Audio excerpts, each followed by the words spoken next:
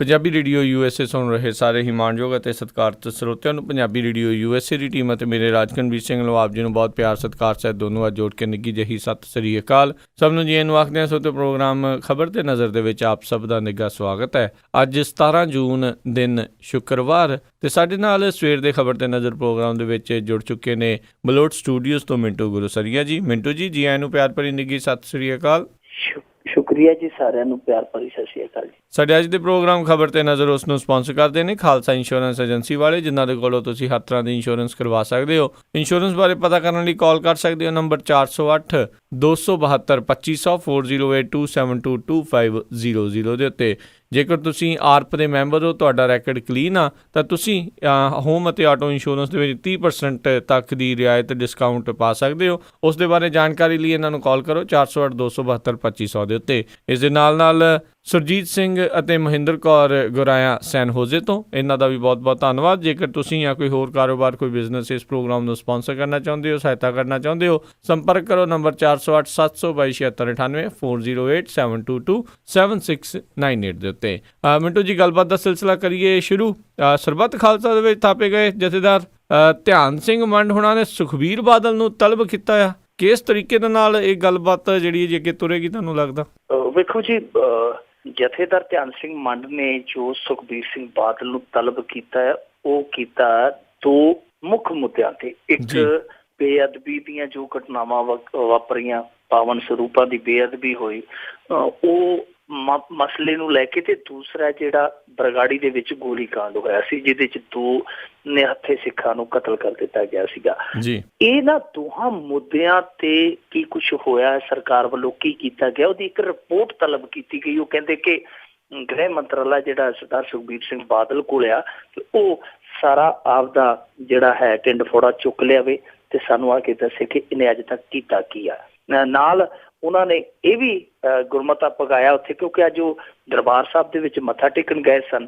ਮੁਤਵਾਜ਼ੀ ਜਥੇਦਾਰ ਆ ਜਿਹੜੇ, ਉਹਨਾਂ ਨੇ ਮੱਥਾ ਟੇਕਿਆ ਤੇ ਉਸ ਤੋਂ ਬਾਅਦ ਉਹਨਾਂ ਨੇ ਇੱਕ ਮੀਟਿੰਗ ਕਰਕੇ ਕੁਝ ਗੁਰਮਤੇ ਪਗਾਏ ਆ। ਤੇ ਉਹਦੇ ਚ ਇੱਕ ਇਹ ਗੁਰਮਤਾ ਪਗਾਇਆ ਹੈ ਕਿ 21 ਜੂਨ ਦਾ ਦਿਹਾੜਾ, ਜਿਹਨੂੰ ਕੌਮਾਂਤਰੀ ਯੋਗ ਦਿਹਾੜੇ ਵਜੋਂ ਹੁਣ ਮਿਲ ਚੁੱਕੀ ਮਾਨਤਾ, ਤਾਂ ਉਸ ਦਿਨ ਤੇ ਉਹਨਾਂ ਨੇ ਕਿਹਾ ਕਿ ਯੋਗ ਦਾ ਸਿੱਖ ਧਰਮ ਵਿੱਚ ਕੋਈ ਸਥਾਨ ਨਹੀਂ ਹੈ। ਇਸ ਕਰਕੇ 21 ਜੂਨ ਨੂੰ ਸਾਰੇ ਸਿੱਖ ਤੇ ਪੰਜਾਬੀ ਸਰੀਰਕ ਤੇ ਆਤਮਿਕ ਤੌਰ ਤੇ ਤੰਦਰੁਸਤ ਰਹਿਣ ਲਈ ਗੁਰਬਾਣੀ ਸਿਮਰਨ ਕਰਨ, ਘੋਲ ਕਬੱਡੀਆਂ ਕਰਨ, ਗੱਤਕਾ ਖੇਡਣ, ਘੋੜ ਸਵਾਰੀ ਕਰਨ, ਸ਼ਸਤਰ ਵਿੱਦਿਆ ਤੇ ਹੋਰ ਰਵਾਇਤੀ ਖੇਡਾਂ ਅਨੁਸਾਰ ਇਸ ਦਿਨ ਨੂੰ ਮਨਾਉਣ। ਉਹਨਾਂ ਨੇ ਇਹ ਵੀ ਗੁਰਮਤਾ ਜਿਹੜਾ ਪਗਾਇਆ।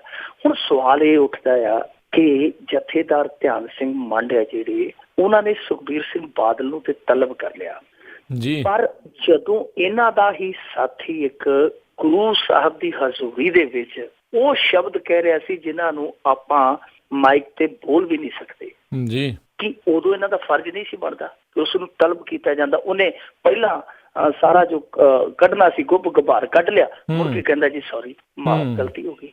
ਔਰ ਕੋਈ ਮਾਫੀ ਦੀ ਕੋਈ ਮਰਿਆਦਾ ਨਹੀਂ ਸੀ, ਕੋਈ ਧਾਰਮਿਕ ਰਵਾਇਤਾਂ ਅਨੁਸਾਰ ਨਹੀਂ ਸੀ, ਕੁਛ ਨਹੀਂ ਸੀ। ਇੱਕ ਪੋਸਟ ਪਾਈ ਸੋਸ਼ਲ ਮੀਡੀਆ ਤੇ, ਚਲੋ ਮਾਫੀ ਹੋ ਗਈ। ਕਿ ਉਦਣ ਇਹਨਾਂ ਦਾ ਬਣਦਾ ਨਹੀਂ ਸੀ ਹੱਕ ਕਿ ਉਸ ਜਥੇਦਾਰ ਨੂੰ ਵੀ ਤਲਬ ਕਰਦੇ, ਕਿਉਂਕਿ ਸਰਬੱਤ ਖਾਲਸਾ ਦੇ ਜਥੇਦਾਰ ਕਹਿੰਦੇ ਆ ਨਾ ਇਹ ਸਰਬੱਤ ਖਾਲਸਾ ਦੇ ਥਾਪੇ ਹੋ, ਤਾਂ ਤੁਸੀਂ ਕਿਸੇ ਜਥੇਦਾਰ ਦੀ ਫਿਰ ਲਿਹਾਜ਼ ਦੇ ਮੁਹਤਾਜ ਨਹੀਂ ਹੋ। ਤੁਸੀਂ ਸਰਬੱਤ ਖਾਲਸਾ ਨੂੰ ਜਵਾਬ ਦਿਓ, ਤੇ ਸਰਬੱਤ ਖਾਲਸਾ ਦੀ ਤੇ ਫਿਰ ਇਹੀ ਮਰਿਆਦਾ ਹੈ ਨਾ ਕਿ ਜੋ ਵੀ ਉਲੰਘਣਾ ਕਰਦਾ ਸਿਧਾਂਤ ਦੀ, ਮਰਿਆਦਾ ਦੀ, ਤਾਂ ਉਹ ਤਲਬ ਹੋਵੇ। ਤੁਸੀਂ ਉਹਨੂੰ ਕਿਉਂ ਨਹੀਂ ਤਲਬ ਕੀਤਾ ਗਿਆ? ਸਭ ਤੋਂ ਵੱਡਾ ਸਵਾਲ ਹੈ। ਹੁਣ ਦਿਲਚਸਪ ਗੱਲ ਇਹ ਰਹੇਗੀ ਕਿ ਇਹਨਾਂ ਨੇ ਤਲਬ ਕੀਤਾ ਸੁਖਬੀਰ ਸਿੰਘ ਬਾਦਲ ਨੂੰ, ਜਿਹੜਾ ਉਪ ਮੁੱਖ ਮੰਤਰੀ ਹੈ, ਜਿਹੜਾ ਗ੍ਰਹਿ ਮੰਤਰਾਲੇ ਦਾ ਵੀ ਸਾਰਾ ਕੰਮ ਕਰ ਸਾਂਭਦਾ, ਜਿਹੜਾ ਸਿਰੇ ਦਾ ਅੜੀ ਵਾਲਾ ਬੰਦਾ ਹੈ, ਸਿਰੇ ਦਾ ਅੜੀਅਲ ਬੰਦਾ, ਜਿਹੜਾ ਉਹਨੂੰ ਤਲਬ ਕੀਤਾ। ਕਿਸੇ ਹੋਰ ਨੂੰ ਕੀਤਾ ਹੁੰਦਾ ਤੇ ਆਪਾਂ ਥੋੜਾ ਜਿਹਾ ਮੰਨ ਲੈਂਦੇ। ਅੜੀਅਲ ਬੰਦਾ ਆ। ਹੁਣ ਦੇਖਾਂਗੇ ਸੁਖਬੀਰ ਸਿੰਘ ਬਾਦਲ, ਇਹਨਾਂ ਨੇ 20 ਜੁਲਾਈ ਨੂੰ ਸੱਦਿਆ, ਤਲਬ ਕੀਤਾ ਹੈ। ਹੁਣ ਦੇਖਾਂਗੇ ਕਿ ਸੁਖਬੀਰ ਸਿੰਘ ਬਾਦਲ ਉੱਥੇ ਆਪ ਪੇਸ਼ ਹੋਣ ਜਾਂਦਾ ਹੈ ਜਾਂ ਜਥੇਦਾਰ ਨੂੰ ਪੇਸ਼ ਕਰਾਉਣ ਲਈ ਅਦਾਲਤ ਦੇ ਵਿੱਚ ਉਹ ਵਾਰੰਟ ਦੇ ਕੇ ਪੁਲਿਸ ਘੱਲਦਾ। ਇਹ ਵੇਖਣਾ ਹੋਰ ਦਿਲਚਸਪ ਰਹੇਗਾ। ਜੀ ਬਿਲਕੁਲ। ਹੁਣ ਜਿੱਦਾਂ ਤੁਸੀਂ ਕਿਹਾ ਵੀ ਅੜੀਅਲ ਸੁਭਾਅ ਦਾ ਆ, ਸੋ ਦੇਖਦੇ ਆ ਕੀ ਬਣਦਾ ਉੱਥੇ। ਅੱਗੇ ਵਧੀਏ। ਰਾਸ਼ਟਰੀ ਹਾਈਵੇ ਪ੍ਰੋਜੈਕਟ ਦੇ ਵਿੱਚ 100 ਕਰੋੜ ਦੀ ਠੱਗੀ ਇਹ ਠੱਗੀ ਵੀ ਘੱਟ ਦਿਲਚਸਪ ਨਹੀਂ ਸੀ। ਜਿਵੇਂ ਜੀ ਪਿਛਲੀ ਖਬਰ ਦੇ ਇਹ ਇੱਕ ਗੱਲ ਬੜੀ ਦਿਲਚਸਪ ਹੈ ਕਿ ਸੁਖਬੀਰ ਸਿੰਘ ਬਾਦਲ ਆਪ ਪੇਸ਼ ਹੋਣ ਜਾਏਗਾ ਜਾਂ ਪੁਲਿਸ ਘੱਲੇਗਾ, ਤਾਂ ਇਹ ਠੱਗੀ ਵੀ ਉਦਾਂ ਦੀ ਦਿਲਚਸਪ ਸੀ। ਇਹ ਅਸਲ ਦੇ ਵਿੱਚ ਜਲੰਧਰ ਤੋਂ ਹੁਸ਼ਿਆਰਪੁਰ ਤੱਕ ਇੱਕ ਹਾਈਵੇ ਬਣਦਾ ਪਿਆ, 4 ਲੇਨ ਹਾਈਵੇ। ਹਾਈਵੇਆਂ ਦੀ ਵੈਸੇ ਅੱਜ ਕੱਲ੍ਹ ਰੁੱਤ ਆਈ ਪਈ ਹੈ ਪੂਰੀ ਸ਼ਬਾਬ ਤੇ, ਜਿੱਧਰ ਦੇਖੋ ਹਾਈਵੇ ਹਾਈਵੇ ਹਾਈਵੇ। ਇਹ ਵੈਸੇ ਸੋਚਣ ਵਾਲੀ ਗੱਲ ਕਿ ਹਾਈਵੇ ਤੇ ਆ ਗਏ, ਨਾਲ ਹਾਈਵੇਆਂ ਦੇ ਉਹ ਵੀ ਆ ਗਏ, ਉਹ ਜਿਹੜੇ ਕੈਬਨ 'ਚ ਰੱਖ ਕੇ ਬੈਠੇ ਹੁੰਦੇ ਆ। ਸਾਡੇ ਵਰਗੇ ਨੂੰ ਪਤਾ ਹੀ ਨਹੀਂ ਦੁਕਾਨ ਜੀ ਕਾਹਦੀ ਲੱਗੀ। ਉਦੋਂ ਕਹਿੰਦੇ ਜਦੋਂ ਸੱਜੇ ਹੱਥ ਨਾਲ ਕੱਢ 50 ਦਾ ਨੋਟ, ਪੁੱਛੀਦਾ ਜੀ ਸੜਕ ਤੇ ਸਰਕਾਰੀ ਸੀ। ਸਾਡੇ ਵੱਡੇ ਤਾਂ ਕਹਿੰਦੇ ਸੀ ਇਹ ਸੜਕ ਸਰਕਾਰੀ ਹੈ, ਸਾਨੂੰ ਰੋਕ ਨਹੀਂ ਸਕਦੀ ਤੂੰ ਜੀ, ਅੰਦਰੋਂ ਲੰਘਣ ਦੇ 50 ਲਈ ਜਾਂਦੇ ਹੋ। ਸੋ ਉਹ ਹਾਈਵੇ ਦੇ ਨਾਲ ਉਹ ਵੀ ਆਉਂਦੇ ਆ ਡਿਪਾਰਟਮੈਂਟ ਵਾਲੇ ਜਿਹੜੇ ਟੋਲ ਟੈਕਸ ਵਾਲੇ। ਤਾਂ ਇਹ ਹਾਈਵੇ ਬਣਦੇ ਪਏ ਆ, ਤਾਂ ਉਸੇ ਲੜੀ ਦਾ ਹਿੱਸਾ ਆ ਕਿ ਜਲੰਧਰ ਤੋਂ ਹੁਸ਼ਿਆਰਪੁਰ ਤੱਕ 4 ਲੇਨ ਹਾਈਵੇ ਬਣਨਾ ਜੀ। ਉਹਦੇ ਚ ਕੀ ਸੀਗਾ ਕਿ ਕੁਝ ਕਿਸਾਨਾਂ ਦੀ, ਕਿਉਂਕਿ ਉਹ ਚੌੜਾ ਹੋਣਾ ਸੀ ਨਾ ਹਾਈਵੇ, ਆਮ ਸੜਕ ਤੋਂ ਦੋਵੇਂ ਪਾਸੇ ਚੌੜਾ ਹੋਣਾ ਸੀ, ਤਾਂ ਜਿਹਦੀ ਜ਼ਮੀਨ ਆਉਂਦੀ ਸੀ ਕਿਸਾਨਾਂ ਦੀ, ਇਹਨਾਂ ਕੁਝ ਠੱਗਾਂ ਨੇ ਨਿਸ਼ਾਨਦੇਹੀ ਕਰ ਲਈ ਕਿ ਕਿਹੜੇ ਕਿਹੜੇ ਕਿਸਾਨ ਦੀ ਜ਼ਮੀਨ ਆਉਂਦੀ। ਇਹ ਠੱਗ ਕੌਣ ਸਨ? 2-3 ਅਕਾਲੀਆਂ ਦੇ ਸੀ, 1-2 ਭਾਜਪਾ ਦੇ ਜਿਹੜੇ ਜ਼ਿਆਦੇ ਸੀਗੇ ਨੇੜਲੇ ਉਹ ਸੀ। ਤਾਂ ਇਹ 1-2 ਪਾਰਟੀਆਂ ਦੇ ਬੰਦਿਆਂ ਨੇ ਬੜੀ ਚਾਲ ਖੇਡੀ, ਕੁਝ ਦਲਾਲ ਵਿੱਚ ਪਾ ਲਏ, ਕੁਝ ਆਪ ਬੰਦੇ ਛੱਡ ਦਿੱਤੇ ਜੀ। ਜ਼ਮੀਨ ਇਹ ਜਿਹੜੀ ਹੈ ਸੈਂਟਰ ਐਕਵਾਇਰ ਕਰ ਰਹੀ ਹੈ ਤੇ ਰੇਟ ਬਹੁਤ ਘੱਟ ਦੇਣ ਰਹੀ ਹੈ, ਇਸ ਕਰਕੇ ਤੁਸੀਂ ਖਹਿੜਾ ਛਡਾਓ, ਅਸੀਂ ਤੁਹਾਨੂੰ ਉਸ ਰੇਟ ਤੋਂ ਵੱਧ ਰੇਟ ਦੇ ਦਿੰਦੇ ਹਾਂ। ਇਹਨਾਂ ਨੇ ਬੰਦੇ ਜਿਹੜੇ ਲਾਲਚ ਫਸਾਏ, ਕੋਈ ਡਰਾਏ, ਕੋਈ ਕੁਛ ਕੀਤਾ, ਕੋਈ ਕੁਛ ਕੀਤਾ। ਜਿਹੜਾ ਵੀ ਹਰਬਾ ਇਹਨਾਂ ਦੇ ਸੂਤ ਆਇਆ ਉਹੀ ਹਰਬਾ ਇਹਨਾਂ ਨੇ ਵਰਤ ਲਿਆ। ਅਖੀਰ ਇਹਨਾਂ ਨੇ ਉਹਨਾਂ ਜ਼ਿਮੀਂਦਾਰਾਂ ਤੋਂ ਜ਼ਮੀਨ ਲੈ ਕੇ ਸਰਕਾਰ ਨੂੰ ਐਕਵਾਇਰ ਕਰਾ ਦਿੱਤੀ, ਉਹਨਾਂ ਤੋਂ ਖਰੀਦ ਲਈ, ਅੱਗੋਂ ਸਰਕਾਰ ਨੂੰ ਵੇਚ ਦਿੱਤੀ। ਤੇ ਦੱਸਦੇ ਆ ਕਿ ਥੋੜੇ ਜਿਹੀ ਜਗ੍ਹਾ ਦੇ ਵਿੱਚ, ਥੋੜੇ ਜਿਹੇ ਕਿਲੋਮੀਟਰਾਂ 'ਚ 100 ਕਰੋੜ ਨੂੰ ਹੱਥ ਮਾਰ ਗਏ। ਇਹ ਸਿੱਧੇ ਤੌਰ ਤੇ ਠੱਗੀ ਹੈ, ਕਿਉਂਕਿ ਇਹਨਾਂ ਨੇ ਗੁੰਮਰਾਹ ਕਰਕੇ ਉਹਨਾਂ ਤੋਂ ਜ਼ਮੀਨ ਹੈ ਜਿਹੜੀ ਸਸਤੇ ਰੇਟਾਂ ਤੇ ਲਈ, ਔਰ ਸਸਤੇ ਰੇਟਾਂ ਤੇ ਲੈ ਕੇ ਅੱਗੇ ਮਹਿੰਗੇ ਭਾਅ ਵੇਚ ਦਿੱਤੀ। ਇਹ ਸਿੱਧੇ ਤੌਰ ਤੇ ਇਹ ਘੁਟਾਲਾ ਆ, ਇਹ ਘਪਲਾ, ਧਾਂਦਲੀ ਹੈ। ਪਰ ਇਹ ਧਾਂਦਲੀ ਘੱਟ ਆ ਤੇ ਜ਼ਿਆਦਾ ਇਹ ਸੂਤ ਬਹਿਗਾ ਫਿਕਰਾ ਕਿ ਇਹਨਾਂ ਨੇ ਮੁਰਦਾਰ ਖਾਧਾ, ਕਿਉਂਕਿ ਕਿਸਾਨ ਤੇ ਪਹਿਲਾਂ ਹੀ ਤੁਹਾਨੂੰ ਪਤਾ ਮਰਿਆ ਹੋਇਆ, ਤੇ ਇਹ ਮੁਰਦਾਰਾਂ ਨੂੰ ਜੋਕਾਂ ਚੰਬੜੀਆਂ। ਹੁਣ ਸਵਾਲ ਇਹ ਉੱਠਦਾ ਕਿ ਏਡੇ ਅਰਬਾਂ ਦੇ ਜਿਹੜੇ ਪ੍ਰੋਜੈਕਟ ਆ, ਕਰੋੜਾਂ ਦੇ ਪ੍ਰੋਜੈਕਟ ਆ ਜਿਹੜੇ, ਜਦੋਂ ਉਹ ਇਸ ਤਰੀਕੇ ਨਾਲ ਆਉਂਦੇ ਆ ਜਿੱਥੇ ਜ਼ਮੀਨ ਐਕਵਾਇਰ ਹੋਣੀ ਹੈ ਕਿਸਾਨਾਂ ਦੀ। ਹੁਣ ਕਈ ਕਿਸਾਨ ਜਿਹੜੇ ਆ ਘੱਟ ਪੜ੍ਹੇ ਹੁੰਦੇ, ਜਿਹੜੇ ਬਹੁਤੇ ਪੜ੍ਹੇ ਹੁੰਦੇ ਆ ਜਾਂ ਅਗਾਂਹ ਵਧੂ ਹੁੰਦੇ ਆ, ਉਹ ਤੇ ਆਪਣਾ ਬਚਾ ਲੈਂਦੇ, ਸਾਰੀਆਂ ਚੀਜ਼ਾਂ ਸਮਝਦੇ ਆ। ਤੇ ਜਿਹੜੇ ਘੱਟ ਪੜ੍ਹੇ ਲਿਖੇ ਆ ਜਾਂ ਜਿਹੜੇ ਮਾਤੜ ਗਰਜ਼ਾਂ ਵਾਲੇ ਹੁੰਦੇ ਆ, ਉਹਨਾਂ ਨੂੰ ਇੰਨਾ ਪਤਾ ਹੀ ਨਹੀਂ ਹੁੰਦਾ ਕਿ ਇਹ ਸਾਡੀ ਜ਼ਮੀਨ ਦਾ ਭਾਅ ਕਿੰਨਾ। ਸੋ ਇਹ ਜਿਹੜੇ ਪ੍ਰੋਜੈਕਟ ਆਉਂਦੇ, ਕਿਉਂ ਨਹੀਂ ਸਰਕਾਰ ਇਹਨਾਂ ਬਾਬਤ ਅਖਬਾਰਾਂ ਦੇ ਵਿੱਚ ਜਾਂ ਜਿਹੜੇ ਸਾਡੇ ਇੱਥੇ ਪ੍ਰਚਲਿਤ ਅਖਬਾਰ ਹੈ ਜਾਂ ਕੇਬਲ ਹੈ ਉਹਨਾਂ ਤੇ ਸੂਚਨਾ ਜਾਰੀ ਕਰਦੀ? ਕਿਉਂ ਨਹੀਂ ਜਾਰੀ ਕਰਦੀ ਕਿ ਭਾਈ ਆਹ ਜਿਹੜੀ ਜ਼ਮੀਨ ਆ, ਇੰਨੀ ਜ਼ਮੀਨ ਜਿਹੜੀ ਐਕਵਾਇਰ ਹੋਣ ਜਾ ਰਹੀ ਹੈ, ਇਹਦੇ ਆਹ ਦਰ ਆ, ਆਹ ਰੇਟ ਦਰ ਆ, ਤੇ ਇਹਦੇ ਤੋਂ ਘੱਟ ਜੇ ਕੋਈ ਤੁਹਾਨੂੰ ਆ ਕੇ ਫਸਾਉਂਦਾ ਜਾਲ ਦੇ ਵਿੱਚ, ਉਹਦੇ ਤੋਂ ਬਚਿਓ ਜੇ। ਸੋ ਇਹ ਪਹਿਲਾਂ ਵੀ ਠੱਗੀਆਂ ਹੋਈਆਂ ਨੇ, ਸਾਡੇ ਇਲਾਕੇ ਦੇ ਵਿੱਚ ਵੀ ਇਸ ਤਰ੍ਹਾਂ ਹੀ ਹੋਇਆ। ਬੜੀ ਥਾਈਂ ਏਦਾਂ ਸੌਦੇ ਹੋ ਗਏ ਜੀ, ਇੱਥੇ ਥਰਮਲ ਲੱਗਣਾ, ਇੱਥੇ ਫੌਜੀਆਂ ਦੀ ਛਾਉਣੀ ਆਉਣੀ ਹੈ, ਇਹ ਵੋ ਜੋ ਹੈ। ਸੋ ਇਹ ਦਲਾਲਾਂ ਦੇ ਆਪਦੇ ਝਾਂਸੇ ਹੈ, ਠੱਗਾਂ ਦੇ ਆਪਦੇ ਮੱਕੜ ਜਾ ਲਿਆ। ਸੋ ਇਹ ਸਰਕਾਰ ਨੂੰ ਚਾਹੀਦਾ ਕਿ ਇਸ ਬਾਬਤ ਥੋੜਾ ਜਿਹਾ ਸੋਚੇ ਕਿ ਜੇ ਕਰੋੜਾਂ ਅਰਬਾਂ ਦੇ ਪ੍ਰੋਜੈਕਟ ਹੈ ਤਾਂ ਇਹਦੇ ਵਿੱਚ ਥੋੜਾ ਜਿਹਾ ਸਰਮਾਇਆ ਲਾ ਕੇ ਪਹਿਲਾਂ ਸੂਚਿਤ ਕੀਤਾ ਜਾਵੇ, ਲੋਕਾਂ ਨੂੰ ਅਵੇਅਰ ਕੀਤਾ ਜਾਵੇ ਕਿ ਤੁਹਾਡੀ ਜ਼ਮੀਨ ਹੈ ਜਿਹੜੀ ਸਰਕਾਰ ਨੇ ਇਸ ਭਾਅ ਤੇ ਖਰੀਦਣੀ ਆ। ਜੀ ਜੀ ਬਿਲਕੁਲ। ਤੇ ਅੱਗੇ ਵਧੀਏ ਮਿੰਟੂ ਜੀ, ਵੀ ਪੁਲਿਸ ਦੀ ਟੀਮ ਨੂੰ ਫੰਡ ਕੇ ਤਸਕਰ ਨੂੰ ਛੜਾ ਕੇ ਉਹਦੇ ਨਾਲ ਦੇ ਹੋ ਗਏ। ਪਿਛਲੇ ਕਾਫੀ ਦਿਨਾਂ ਤੋਂ ਇਹ ਜਿਹੜੀਆਂ ਖਬਰਾਂ ਬਹੁਤ ਜ਼ਿਆਦਾ ਹੋ ਰਹੀਆਂ ਨੇ, ਇਹਦੇ ਪਿੱਛੇ ਰਾਜ ਕੀ ਆ? ਕੀ ਇਲੈਕਸ਼ਨਾਂ ਨੂੰ ਦੇਖਦੇ ਕੋਈ ਤਿਆਰੀ ਹੋ ਰਹੀ ਹੈ? ਨਹੀਂ, ਇਹ ਤੇ ਸਿਲਸਿਲਾ ਰੁਕਿਆ ਹੀ ਨਹੀਂ ਸਰਦਾਰ ਸਾਹਿਬ, ਕਦੇ ਸਿਲਸਿਲਾ ਪੰਜਾਬ 'ਚ ਰੁਕਿਆ ਹੀ ਨਹੀਂ। ਤੁਸੀਂ ਇਹਨਾਂ ਦੇ ਰਿਕਾਰਡ ਕੱਢ ਕੇ ਦੇਖ ਲਓ, ਇਹਨਾਂ ਦੇ ਆંકੜੇ ਕੱਢ ਕੇ ਦੇਖ ਲਓ, ਫਰਾਰੀਆਂ ਤੇ ਅੱਜ ਤੱਕ ਰੁਕੀਆਂ ਹੀ ਨਹੀਂ। ਜਿਵੇਂ ਸੜਕਾਂ ਤੋਂ ਸਫਾਰੀਆਂ ਨਹੀਂ ਨਾ ਰੁਕਦੀਆਂ ਪੰਜਾਬ ਦੇ ਵਿੱਚ, ਸਫਾਰੀਆਂ ਤੁਰੀਆਂ ਫਿਰਦੀਆਂ ਹਾਲੇ ਗੱਡੀਆਂ ਸਫਾਰੀਆਂ, ਤੇ ਉਵੇਂ ਫਰਾਰੀਆਂ ਵੀ ਨਹੀਂ ਰੁਕਣ ਡਈਆਂ ਇੱਥੇ ਸ਼ੁਰੂ ਤੋਂ। ਇੱਥੇ ਜੇਲ੍ਹਾਂ ਦੇ ਵਿੱਚੋਂ ਬੰਦੇ ਭੱਜੇ ਆ ਜੀ, ਜੇਲ੍ਹਾਂ ਦੇ ਵਿੱਚੋਂ ਪਿੱਛੇ ਜੇ ਹੁਣ ਫਿਰੋਜ਼ਪੁਰ ਭੱਜਿਆ ਬੰਦਾ, ਜੇਲ੍ਹਾਂ ਦੇ ਵਿੱਚੋਂ ਨਿਕਲ ਜਾਂਦੇ ਆ ਕੈਦੀ, ਕਿਉਂਕਿ ਇਹਨਾਂ ਦਾ ਜਿਹੜਾ ਢਾਂਚਾ ਹੈ, ਸੁਰੱਖਿਆ ਵਾਲਾ ਢਾਂਚਾ ਹੈ, ਜੋ ਇਹਨਾਂ ਦਾ ਕਵਚ ਹੈ, ਕਵਚ ਕਹੀਏ ਉਹਨੂੰ, ਤਾਂ ਉਹਦੇ ਵਿੱਚ ਬੜੀਆਂ ਮੋਰੀਆਂ, ਬੜੇ ਛੇਕ ਆ। ਨਾ ਇਹਨਾਂ ਕੋਲ ਮਸ਼ੀਨਰੀ ਹੈ ਕੰਮ ਦੀ, ਨਾ ਫਿੱਟ ਬੰਦੇ ਇਹਨਾਂ ਦੇ ਕੋਲ, ਨਾ ਇਹਨਾਂ ਦੇ ਕੋਲ ਇੰਸਟਰੂਮੈਂਟ ਆ ਜਿਹੜੇ ਆਧੁਨਿਕ ਹੋਣ। ਸੋ ਕੁਝ ਵੀ ਨਹੀਂ ਇਹਨਾਂ ਕੋਲੇ ਬਸ ਡਰਾਵਾ ਹੈਗਾ ਖਾਕੀ ਵਰਦੀ ਦਾ ਕਿ ਜੇ ਭੱਜੇ ਤੇ ਫੜਿਆ ਗਿਆ ਤੇ ਲੱਤਾਂ ਤੋੜ ਦਿਆਂਗੇ। ਇਹ ਡਰਾਵਾ ਹੈਗਾ, ਜਿਹੜਾ ਤਾਂ ਮੰਨ ਗਿਆ ਉਹ ਨਾਲ ਤੁਰ ਪੈਂਦਾ ਤੇ ਜਿਹੜਾ ਨਹੀਂ ਉਹ ਫਿਰ ਛਾਲ ਮਾਰ ਕੇ ਇੱਧਰ ਉੱਧਰ ਹੋ ਜਾਂਦਾ। ਪਰ ਇਹ ਜਿਹੜਾ ਮਸਲਾ ਆ ਇਹ ਪੁਲਿਸ ਲਈ ਇਸ ਕਰਕੇ ਸ਼ਰਮਨਾਕ ਆ ਕਿ ਇੱਕ ਤਸਕਰ ਦੇ ਘਰ ਜਾਂਦੇ ਆ, ਉਹਦਾ ਨਾਮ ਬਲਜੀਤ ਸਿੰਘ ਆ, ਉਹ ਕੋਠੀ ਪਾਈ ਜਾਂਦਾ ਸੀ, ਉਹਦੇ ਘਰੇ ਕਿਸੇ ਨੇ ਡਾਇਰੀ ਦਿੱਤੀ, ਕਿਸੇ ਨੇ ਇਨਫੋਰਮੇਸ਼ਨ ਦਿੱਤੀ ਕਿ ਉਹਦੇ ਕੋਲ ਸਮਾਨ ਆ। ਇਹਨਾਂ ਨੇ ਜਾ ਕੇ ਉਹ ਬੰਦਾ ਥੰਮ ਲਿਆ, ਉਸ ਬੰਦੇ ਨੂੰ ਫੜ ਲਿਆ, ਉਸ ਬੰਦੇ ਦੀ ਤਲਾਸ਼ੀ ਲਈ ਤੇ 20 ਗ੍ਰਾਮ ਉਹਦੇ ਕੋਲੋਂ ਮਾਲ ਵੀ ਨਿਕਲਿਆ, ਹੈਰੋਇਨ, ਸਮੈਕ, ਚਿੱਟਾ ਜੋ ਵੀ ਹੋਏਗਾ। ਉਹਨੇ ਕੀ ਕੀਤਾ, ਕੋਈ ਲਿਫਾਫਾ ਸੁੱਟਤਾ ਤੇ ਜਦੋਂ ਜਦ ਕਰਦੇ ਨੇ ਉਹਨੇ ਫੋਨ ਕਰਤਾ ਕਿ ਭਾਈ ਪੁਲਿਸ ਆ ਗਈ ਹੈ। ਉਹਦੇ ਨਾਲ ਦੇ ਉਹ ਜਿਹੜੇ ਸੀ ਭੁੰਡਾ ਵਾਂਗੂ ਇਕੱਠੇ ਹੋ ਗਏ, ਉਹਦੇ ਮੁੰਡੇ ਵੀ, ਉਹਦੇ ਜਿਹੜੇ ਆਸੇ ਪਾਸੇ ਸੀ ਉਹ 20-25 ਜਣੇ ਆ ਗਏ। ਇਹ 5-6 ਜਣੇ ਸੀ। ਫਤਿਹਗੜ੍ਹ ਪੰਜਤੂਰ ਥਾਣਾ ਆ, ਉਹਦੇ ਅਧੀਨ ਪਿੰਡ ਦੌਲੇ ਵਾਲਾ ਜਿੱਥੇ ਰੇਡ ਮਾਰਨ ਗਏ ਸਨ। ਤੇ ਉੱਥੇ ਉਹਨਾਂ ਨੇ ਚੰਗਾ ਨਾਲੇ ਤੇ ਇਹਨਾਂ ਨੂੰ ਫੰਡਿਆ ਪਹਿਲਾਂ, ਨਾਲੇ ਉਹਨਾਂ ਨੇ ਆਪਣਾ ਉਹ ਬੰਦਾ ਸੀ ਜਿਹੜਾ ਮੋਟਰਸਾਈਕਲ ਦੇ ਪਿੱਛੇ ਬਿਠਾਇਆ ਤੇ ਮਾਰੀ ਕਿੱਕ। ਆਓ ਗਏ ਪਿੱਛੇ ਰਹਿ ਗਈ ਧੂੜ ਰੇਡ ਦੀ। ਇਹ ਫਿਰ ਧੂੜ ਫੱਕਦੇ ਰਹਿ ਗਏ। ਹੁਣ ਇਹ ਘਟਨਾ ਜਿਹੜੀ ਸਾਹਮਣੇ ਆਈ ਹੈ ਇਹ ਉਦੋਂ ਆਈ ਹੈ ਜਦੋਂ 31 ਮਈ ਨੂੰ ਇਸੇ ਦੌਲੇ ਵਾਲੇ ਪਿੰਡ ਇੱਕ ਪੁਲਿਸ ਟੀਮ ਨੂੰ ਉਹਨਾਂ ਨੇ ਪਿੰਡ 'ਚ ਵੜਨ ਹੀ ਨਹੀਂ ਸੀ ਦਿੱਤਾ, ਕੁੱਟ ਕੇ ਪਿੰਡੋਂ ਬਾਹਰ ਕੱਢਤਾ ਸੀ। ਸੋ ਇਹ ਦੌਲੇ ਵਾਲਾ ਪਿੰਡ ਹੈ ਜਿਹੜਾ, ਮੈਂ ਥੋੜੀ ਜਿਹੀ ਤੁਹਾਨੂੰ ਇਹਦੇ ਬਾਰੇ ਇਨਫੋਰਮੇਸ਼ਨ ਦੇ ਦਿਆਂ। ਇਸ ਪਿੰਡ ਦੇ ਵਿੱਚ 800 ਘਰ ਆ, 800 ਘਰ ਤੇ 990 ਪਰਚੇ ਆ ਤਸਕਰੀ ਦੇ ਇਸ ਪਿੰਡ ਤੇ ਜੀ। ਔਰ 31 ਵੱਡੇ ਸਮਗਲਰ ਹੈ ਇਸ ਪਿੰਡ ਦੇ ਵਿੱਚ, ਜਿਹਦੇ 31 ਸਮਗਲਰਾਂ ਦੇ ਇੱਕ ਗੈਂਗ ਤੇ 164 ਪਰਚੇ ਦਰਜ ਆ ਜੀ। 70 ਬੀਬੀਆਂ ਵੀ ਜੇਲ੍ਹ ਯਾਤਰਾ ਕਰ ਆਈਆਂ, ਉਹ ਵੀ ਦਾਲ ਪੀ ਆਈਆਂ। 70 ਬੀਬੀਆਂ ਪਿੰਡ ਦੀਆਂ। ਜਿਹੜੀ ਪਿੰਡ ਦੀ ਮੌਜੂਦਾ ਸਰਪੰਚ ਹੈ ਗੁਰਮੀਤ ਕੌਰ, ਉਹਦਾ ਜਿਹੜਾ ਹੈਗਾ ਖਾਵੰਦ, ਉਹਦਾ ਪਤੀ ਹੈ ਜਿਹੜਾ ਨਿਰਮਲ ਸਿੰਘ ਨਿੰਮਾ, ਉਹ ਟੌਪ ਦਾ ਉਹ ਤਸਕਰ ਆ। ਜਿਹੜਾ ਇੱਕ ਇਹਦੋਂ ਪਹਿਲਾਂ ਸਰਪੰਚ ਹੁੰਦਾ ਸੀ ਰਣਜੀਤ ਸਿੰਘ ਭੋਲਾ, ਉਹ ਹਾਲੇ ਵੀ ਜੇਲ੍ਹ ਦੇ ਵਿੱਚ ਕੈਦ ਕੱਟਣ ਡਿਆ। ਸੋ ਉੱਥੇ ਤੇ ਤਾਣੀਓ ਹੀ ਉਲਝੀ ਪਈ ਆ। ਇਸ ਸਾਲ ਦੇ ਵਿੱਚ ਹੁਣ ਤੱਕ 97 ਪਰਚੇ ਨਸ਼ਾ ਤਸਕਰੀ ਦੇ ਉੱਥੇ ਹੋ ਹੀ ਚੁੱਕੇ ਆ। ਪੰਜਾਬ ਦੀ ਜਿਹੜੀ ਮਰਜ਼ੀ ਜੇਲ੍ਹ ਦੇ ਵਿੱਚ ਜਾ ਕੇ ਵੱਟਾ ਮਾਰੋ, ਦੌਲੇ ਵਾਲੇ ਪਿੰਡ ਦੇ ਕਿਸੇ ਨਾ ਕਿਸੇ ਬੰਦੇ ਨੂੰ ਬਚ ਹੀ ਜਾਂਦਾ। ਕੋਈ ਜੇਲ੍ਹ ਹੀ ਹੈ ਨਹੀਂ ਜਿਹਦੇ ਚ ਦੌਲੇ ਵਾਲੇ ਪਿੰਡ ਦੇ ਬੰਦੇ ਨਾ ਹੋਣ। ਹੁਣ ਇਹ ਸਵਾਲ ਉੱਠਦਾ ਹੈ ਕਿ ਇਹ ਪਿੰਡ ਜਿਹੜਾ ਸਾਰੇ ਦਾ ਸਾਰਾ ਤਾਂ ਨਹੀਂ ਕਹਿ ਸਕਦੇ, ਸਾਰਾ ਕੋਈ ਵੀ ਸ਼ਬਦ ਆਪਾਂ ਕਿਸੇ ਲਈ ਸਾਰਾ ਨਹੀਂ ਵਰਤ ਸਕਦੇ, ਤਾਂ ਇਹ ਪਿੰਡ ਜਿਹੜਾ ਏਡੇ ਵੱਡੇ ਪੱਧਰ ਤੇ ਨਸ਼ਾ ਕਰਦਾ ਪਿਆ, ਕੀ ਇਹ ਬਾਰਡਰ ਪਾਰੋਂ ਲੈ ਕੇ ਆਉਂਦਾ? ਪਹਿਲਾ ਸਵਾਲ। ਦੂਜਾ ਸਵਾਲ, ਇਹ ਜਿੰਨਾ ਵੇਚਦਾ ਕਿ ਬਾਰਡਰ ਪਾਰਲੇ ਬੰਦੇ ਲੈ ਕੇ ਜਾਂਦੇ। ਜਿਹੜੇ ਲੋਕ ਕਹਿੰਦੇ ਪੰਜਾਬ ਨੂੰ ਬਦਨਾਮ ਨਾ ਕਰੋ, ਇਸ ਗੱਲ ਦਾ ਜਵਾਬ ਦੇਣਗੇ ਕਿ ਲੈ ਕੇ ਕਿੱਥੋਂ ਆਉਂਦੇ ਆ ਤੇ ਦਿੰਦੇ ਕਿਹਨੂੰ, ਵੇਚਦੇ ਕਿਹਨੂੰ ਇੰਨਾ? ਕਿਉਂਕਿ ਇੰਨੇ ਪਰਚੇ ਜਿਹੜੇ ਪੁਲਿਸ ਨਜਾਇਜ਼ ਤੇ ਕਰ ਨਹੀਂ ਸਕਦੀ। ਹੋਣਗੇ ਕੋਈ 5-10% ਨਜਾਇਜ਼ ਹੋਣੇ ਆ, ਬਾਕੀ ਪਰਚੇ ਨਜਾਇਜ਼ ਨਹੀਂ ਹੋਣੇ। ਸੋ ਇਹ ਸਵਾਲਾਂ ਦੇ ਜਵਾਬ ਦੌਲਾ ਪਿੰਡ ਆਪ ਹੀ ਦੇਈ ਜਾਂਦਾ। ਤੇ ਦੌਲਾ ਪਿੰਡ ਕਿਹਦਾ ਹੈ? ਜੇ ਤੁਹਾਨੂੰ ਨਾਂ ਦੱਸਾਂ ਤੇ ਥੋੜੀ ਹੈਰਾਨੀ ਵੀ ਹੋਏਗੀ। ਇਹ ਦੌਲੇ ਵਾਲਾ ਪਿੰਡ ਹੈ ਜਿਹੜਾ, ਇਹ ਜਥੇਦਾਰ ਤੋਤਾ ਸਿੰਘ ਦਾ ਜੱਦੀ ਪਿੰਡ ਆ। ਦੇਖ ਲਓ ਜੀ। ਹੈਰਾਨੀ ਤਾਂ ਨਹੀਂ ਹੋਈ ਹੋਣੀ, ਬਸ ਚਲੋ ਪਤਾ ਲੱਗ ਗਿਆ।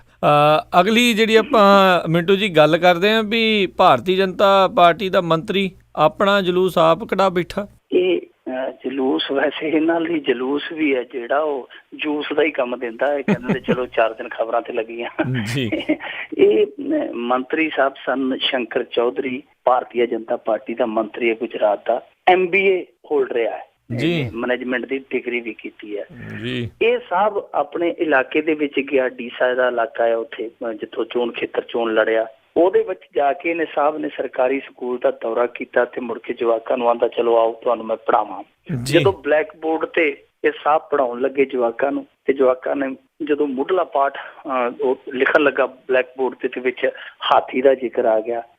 ਇਸ ਪੜ੍ਹੇ ਲਿਖੇ MBA ਔਰ ਸਟਾਰ ਮੰਤਰੀ ਨੂੰ ਐਲੀਫੈਂਟ ਦੇ ਸ਼ਬਦ ਨਹੀਂ ਲਿਖਣੇ ਆਏ। ਜਵਾਕ ਹੱਸ ਕੇ ਦੂਰੇ ਹੋ ਗਏ। ਉੱਥੇ ਜਿੰਨਾ ਸਟਾਫ ਸੀਗਾ ਉਹ ਵੀ ਕੰਧਾਂ ਵੱਲ ਮੂੰਹ ਕਰ ਕਰਕੇ ਹੱਸਦਾ ਸੀ ਕਿ ਮੰਤਰੀ ਸਾਹਿਬ ਪੜ੍ਹਾਉਣ ਆਏ ਸਨ, ਆਪ ਹੀ ਪੜ੍ਹਨੇ ਪੈ ਗਏ। ਪਰ ਇਹ ਜਿਹੜੇ ਮੰਤਰੀ ਹੈ ਜਿਹਦੇ ਚੇਲੇ ਜਿਹੜੇ ਗੁਰੂ ਦੇ, ਉਹ ਗੁਰੂ ਕਿਹੜਾ ਘਟਿਆ ਜੀ। ਨਰਿੰਦਰ ਮੋਦੀ ਅੰਡੇਮਾਨ ਨਿਕੋਬਾਰ ਚ ਗਿਆ ਇੱਕ ਵਾਰੀ ਜੀ। ਕਹਿੰਦਾ ਹਾਂ ਤੁਸੀਂ ਤੇ ਭਾਗਾਂ ਵਾਲੇ ਲੋਕ ਹੋ। ਕਹਿੰਦਾ ਇਹ ਜੇਲ੍ਹ ਹੈ ਜਿਹੜੀ, ਇਹਦੇ ਚ ਤਾਂ ਭਗਤ ਸਿੰਘ ਰਿਹਾ। ਭਗਤ ਸਿੰਘ ਪੂਰੇ ਜੀਵਨ ਦੇ ਵਿੱਚ ਕਦੇ ਅੰਡੇਮਾਨ ਨਹੀਂ ਸੀ ਗਿਆ ਜੀ। ਇਹੋ ਜਿਹਾ ਇਹਨਾਂ ਦਾ ਗੁਰੂ ਆ। ਇੱਕ ਵਾਰੀ ਬਿਹਾਰ ਗਿਆ ਉਹ, ਬਿਹਾਰ ਦੇ ਵਿੱਚ ਜਾ ਕੇ ਕਹਿੰਦਾ ਮੈਂ ਨਮਨ ਕਰਦਾ ਤੁਹਾਡੇ ਪੁਰਖਿਆਂ ਨੂੰ, ਜਿਨ੍ਹਾਂ ਨੇ ਸਿਕੰਦਰ ਦੇ ਵਾਧੇ ਪੈਰਾਂ ਨੂੰ ਰੋਕ ਕੱਟਿਆ, ਬਿਹਾਰੀਆਂ ਨੂੰ। ਤਾਂ ਤੁਹਾਨੂੰ ਤੁਸੀਂ ਬਿਹਾਰੀ ਹੋ, ਤੇ ਹੁਣ ਬੰਦਾ ਪੁੱਛੇ, ਇਹਨੂੰ ਕੋਈ ਦੱਸਣ ਵਾਲਾ ਹੋਵੇ, ਉਹ ਪੰਜਾਬੀਆਂ ਨੇ ਸਿਕੰਦਰ ਨੂੰ ਤੇ ਫਤੂ ਢੀਂਗੇ ਵਾਲਾ ਪੁੱਲ ਨਹੀਂ ਸੀ ਲੰਘਣ ਦਿੱਤਾ, ਇੱਥੇ ਹੀ ਰੋਕ ਲਿਆ ਸੀ। ਬਿਹਾਰ ਕਿੱਥੇ ਆ? ਇਹ ਆ ਪਿੱਛੇ ਜੇ ਗਿਆ, ਪਿੱਛੇ ਜੇ ਗਿਆ ਇੱਕ ਮੁਲਕ ਦੇ ਵਿੱਚ, ਕਹਿੰਦਾ ਜੀ ਕਿ ਇਹ ਪ੍ਰਧਾਨ ਮੰਤਰੀ ਜਿਹੜਾ ਭਾਰਤ ਦਾ, ਉਹ 30 ਸਾਲਾਂ ਬਾਅਦ ਤੁਹਾਡੇ ਕੋਲ ਆਇਆ।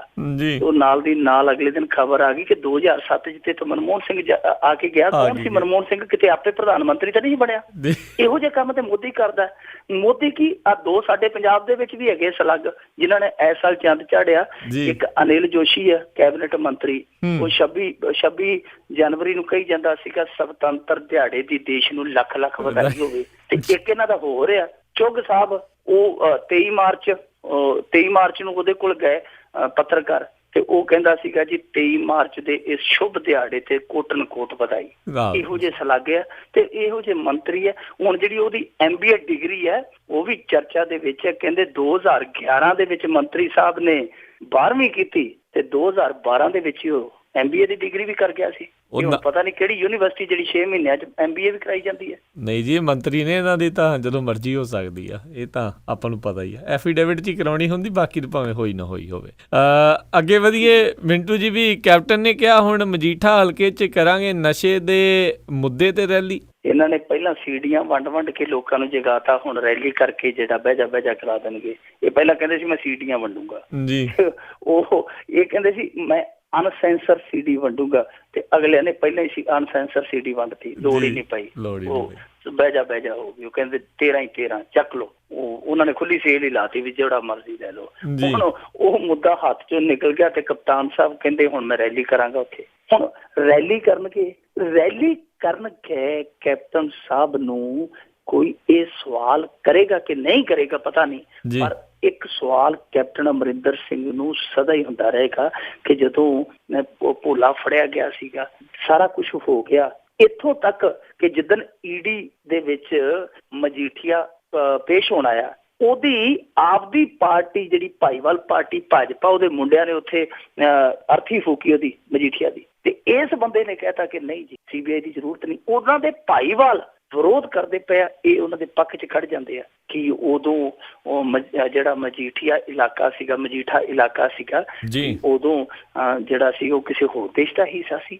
ਅੱਜ ਉੱਥੇ ਕਿਉਂ ਇਹ ਚੀਜ਼ਾਂ ਵਰਤ ਗਈਆਂ? ਦੂਜਾ ਸਵਾਲ ਸਭ ਤੋਂ ਵੱਡਾ ਇਹ ਆ ਕਿ 2002-03 ਦੇ ਵਿੱਚ, ਪੱਕਾ ਮੈਨੂੰ ਸੰਨ ਤੇ ਯਾਦ ਨਹੀਂ, ਪਰ ਸਰਕਾਰ ਉਦੋਂ ਕਾਂਗਰਸ ਦੀ, ਭੋਲਾ ਪਹਿਲੀ ਵਾਰੀ ਟਰੱਕ ਭੁੱਕੀ ਦੇ ਨਾਲ ਫੜਿਆ ਗਿਆ ਸੀ। ਟਰੱਕ ਭੁੱਕੀ ਦੇ ਨਾਲ ਰਾਮਪੁਰਾ ਫੂਲ ਦੇ ਕੋਲ ਇਧਰ ਬਠਿੰਡਾ ਇਲਾਕੇ 'ਚ। ਉਹ ਕੇਸ ਕਿੱਧਰ ਗਿਆ? ਕਿਹੜੇ ਬੰਦੇ ਸੀਗੇ ਜਿਨ੍ਹਾਂ ਨੇ ਉਹ ਰਫਾ ਦਫਾ ਕਰ ਦਿੱਤਾ? ਟਰੱਕ ਭੁੱਕੀ ਦਾ ਕੋਈ ਥੋੜਾ ਨਹੀਂ ਹੁੰਦਾ। ਉਸ ਸਮੇਂ ਉਹ ਪੁਲਿਸ ਅਧਿਕਾਰੀ ਸੀਗਾ ਜਗਦੀਸ਼ ਭੋਲਾ, ਉਸ ਸਮੇਂ ਮੁਲਾਜ਼ਮ ਸੀ, ਪੁਲਿਸ ਸੀਗਾ, ਤੇ ਉਹ ਕਿਹੜੇ ਬੰਦੇ ਸੀਗੇ ਜਿਨ੍ਹਾਂ ਨੇ ਉਹ ਮਾਮਲਾ ਆਇਆ ਗਿਆ ਕਰ ਦਿੱਤਾ? ਸੋ ਇਹ ਸਵਾਲ ਬੜੇ ਆ ਕਿ ਤੁਸੀਂ ਰਾਜਨੀਤੀ ਹੈ ਜਿਹੜੀ ਨਸ਼ੇ ਦੇ ਮੁੱਦੇ ਤੇ ਹੁਣ ਕਰ ਰਹੇ ਹੋ, ਜਦ ਕਿ ਤੁਸੀਂ ਦੇਸ਼ ਦੀ ਸੰਸਦ ਦੇ ਉਪ ਨੇਤਾ ਰਹੇ ਹੋ। ਯਾਨੀ ਸੋਨੀਆ ਗਾਂਧੀ ਤੋਂ ਬਾਅਦ ਦੂਜੇ ਨੰਬਰ ਤੇ ਇਹ ਪਾਰਲੀਮੈਂਟ ਦੇ ਵਿਰੋਧੀ ਧਿਰ ਦੇ ਦੂਜੇ ਨੰਬਰ ਦੇ ਉਪ ਨੇਤਾ ਸਨ। ਤੁਸੀਂ ਅੱਜ ਤੱਕ ਜਾ ਕੇ ਉੱਥੇ ਬੋਲਣ ਦੀ ਵੀ ਚੇਸ਼ਟਾ ਕੀਤੀ ਕਿ ਸਾਡੇ ਉੱਥੇ ਮੁਲਕ ਦੇ ਵਿੱਚ ਇਹ ਸਮੱਸਿਆ ਜੀ? ਜੇ ਤੁਹਾਡੇ ਕੋਲ ਏਡੀ ਜ਼ਿੰਮੇਵਾਰੀ ਆ, ਏਡਾ ਮੰਚ ਹੈ, ਮਜੀਠਾ ਕੀ ਹੈ? ਮਜੀਠਾ ਤੇ ਛੋਟਾ ਜਿਹਾ ਕਸਬਾ ਹੈ ਨਾ, ਤੁਹਾਡੇ ਕੋਲ ਦੇਸ਼ ਦਾ ਸਰਵੋਤਮ ਮੰਚ ਸੀ, ਤੁਸੀਂ ਉੱਥੇ ਜਾ ਕੇ ਕਿਉਂ ਨਹੀਂ ਬੋਲੇ? ਇਹ ਸਵਾਲ ਇਹਨੂੰ ਕੈਪਟਨ ਅਮਰਿੰਦਰ ਸਿੰਘ ਨੂੰ ਕਰਨੇ ਬਣਦੇ ਆ। ਜੀ ਤੇ ਅੱਗੇ ਵਧੀਏ। ਅਦਾਲਤ ਵਿੱਚ ਚੱਲ ਰਹੀ ਸੀ ਰਿਸ਼ਵਤ, ਜੱਜ ਨੇ ਫੜੇ। ਇਹ ਅਦਾਲਤਾਂ ਤੱਕ ਵੀ ਪਹੁੰਚ ਗਿਆ ਜੀ ਕੰਮ। ਤੇ ਕਮਾਲ ਦੀ ਗੱਲ ਆ ਕਿ ਏਡਾ ਨਿਜ਼ਾਮ ਗਿਰ ਗਿਆ ਸਾਡਾ, ਏਡਾ ਨਿਜ਼ਾਮ ਗਰਕ ਗਿਆ ਕਿ ਜੱਜ ਦੇ ਸਾਹਮਣੇ ਸੌਦੇਬਾਜ਼ੀ ਹੋਈ ਜਾਂਦੀ ਹੈ, ਜੀ ਲੱਸੀ ਪਾਣੀ ਦਿਓ, ਜੀ ਲੱਸੀ ਪਾਣੀ ਦਿਓ। ਇਹ ਕਮਾਲ ਦੀ ਗੱਲ ਆ ਕਿ ਕਚਹਿਰੀ ਲੱਗੀ ਹੈ, ਸਭ ਕੁਛ ਉੱਥੇ ਹੋ ਰਿਹਾ ਆਮ ਵਾਂਗੂ। ਤੇ ਜਿਹੜਾ ਨੈਬ ਕੋਰਟ ਆ, ਜਿਹੜਾ ਇੱਕ ਅਦਾਲਤ ਪ੍ਰਕਿਰਿਆ ਦਾ ਬਹੁਤ ਵੱਡਾ, ਜਿਵੇਂ ਕਹਿ ਸਕਦੇ ਹਾਂ ਕਿ ਉਸ ਪ੍ਰਕਿਰਿਆ ਦਾ ਬਹੁਤ ਵੱਡਾ ਹਿੱਸਾ ਜੀ, ਉਹ ਇੱਕ ਵਕੀਲ ਦੇ ਮੁਨਸ਼ੀ ਤੋਂ ਗਾਂਧੀ ਵਾਲਾ ਨੋਟ ਥੰਮੀ ਜਾਂਦਾ ਜੀ। ਜੱਜ ਕਿਤੇ ਐਨਕਾਂ ਦੇ ਵਿੱਚੋਂ ਵੇਖਦਾ ਕਿ ਕਮਾਲ ਦੀ ਗੱਲ ਹੈ, ਉਹ ਬੰਦਾ ਆਇਆ ਵਕੀਲ ਦਾ ਮੁਨਸ਼ੀ, ਇਹਨੂੰ ਪਿੱਛੋਂ ਜੇ ਕਰਕੇ ਤੇ ਕੁਝ ਫੜਾ ਗਿਆ, ਪਤਾ ਨਹੀਂ ਕੀ ਧਾਗਾ ਤਵੀਤ ਦਿੱਤਾ ਸੂ। ਉਹਨੇ ਕਿਹਾ ਕਿ ਮੁੱਠੀ ਖੋਲ, ਬੁੱਝ ਮੇਰੀ ਮੁੱਠੀ ਵਿੱਚ ਕੀ? ਉਹਨਾਂ ਕਿਹਾ ਕਿ ਬੁੱਲਿਆ ਮੈਂ ਬੁੱਝਦਾ ਤੇਰੀ ਮੁੱਠੀ ਵਿੱਚ ਕੀ? ਉਹਨੇ ਕਿਹਾ ਖੋਲ, ਤੇ 500 ਦਾ ਨੋਟ ਡਿੱਗ ਪਿਆ। ਜੱਜ ਕੋਈ ਚੰਗਾ ਸੀ, ਅੜ ਗਿਆ ਜੀ। ਉਹਨੇ ਖੜੇ ਪੈਰ ਨੈਬ ਕੋਰਟ ਤੇ ਪਰਚਾ ਕਰਾਇਆ ਹੀ ਕਰਾਇਆ ਰਿਸ਼ਵਤ ਦਾ, ਉਸ ਹੌਲਦਾਰ ਤੇ ਪਰਚਾ ਕਰਾਇਆ ਹੀ ਕਰਾਇਆ। ਨਾਲ ਉਹਨੇ ਵਕੀਲ ਦਾ ਮੁਨਸ਼ੀ ਉਹ ਤੇ ਲਪੇਟਣਾ ਹੀ ਸੀ, ਉਹ ਜਿਹੜਾ ਵਕੀਲ ਸੀ ਉਹਨੂੰ ਵੀ ਲਪੇਟ ਕੱਤਿਆ। ਤਿੰਨਾਂ ਦੇ ਪਰਚਾ ਕਰਵਾਤਾ ਨੇ। 500 ਰੁਪਈਆ ਸੀ ਤੇ 3 ਘਰ। ਅੱਜ ਮੇਰੇ ਖਿਆਲ ਦੇ ਨਾਲ 5 ਰਾਤਾਂ ਹੁਣ ਸੌਂਦੇ ਨੇ ਉਹ ਤਿੰਨਾਂ ਦੇ ਕਰਦੇ।